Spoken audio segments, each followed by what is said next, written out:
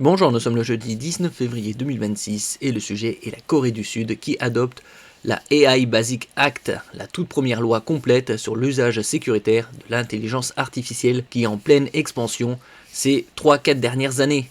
La Corée du Sud a officiellement mis en application le Basic Act on the Development of Artificial Intelligence and the Establishment of a Foundation for Trustworthiness, souvent appelé AI Basic Act, devenant ainsi le premier pays au monde à faire entrer en vigueur une loi globale encadrant l'usage sur l'intelligence artificielle. Cette législation vise à établir une base juridique solide pour promouvoir l'innovation tout en garantissant sécurité, transparence et confiance dans l'utilisation des systèmes IA. Bien évidemment, l'intelligence artificielle, comme elle est en pleine expansion, il doit y avoir un cadre sécuritaire.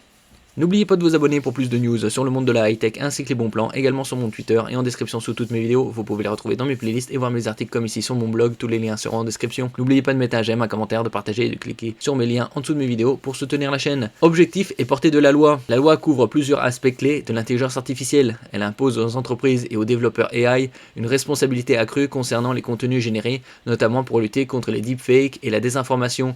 Elle confère au gouvernement le pouvoir d'enquêter et de sanctionner les violations de ces dispositions. Dans ce cadre, le texte distingue les systèmes dits high risk ou à fort impact, utilisés dans des domaines sensibles comme l'emploi, l'évaluation de crédit ou les conseils médicaux, qui doivent faire l'objet d'une surveillance humaine étroite et d'une information claire des utilisateurs. Transparence, étiquetage et obligations. L'une des exigences centrales de la loi est que tout contenu généré par IA, difficile à distinguer du réel, doit être clairement étiqueté, par exemple par un filigrane ou un avertissement visible.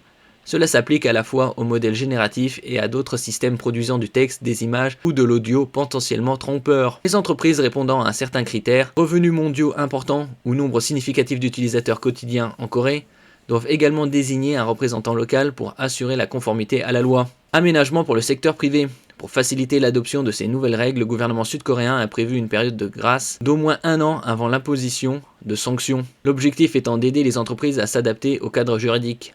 Des mesures d'accompagnement telles que des plateformes de conseil et des centres de support sont aussi prévues pour accompagner les acteurs du marché. Les sanctions pour non-conformité peuvent aller jusqu'à 30 millions de won sud-coréens pour des infractions graves aux obligations de transparence ou d'étiquetage. Vision stratégique et implication.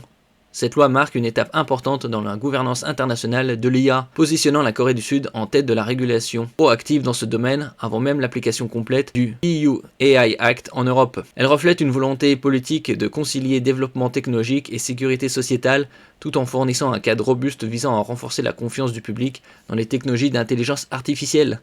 L'intelligence artificielle qui est en pleine expansion et qui est utilisée dans quasi tous les domaines. Merci pour votre écoute et à la prochaine.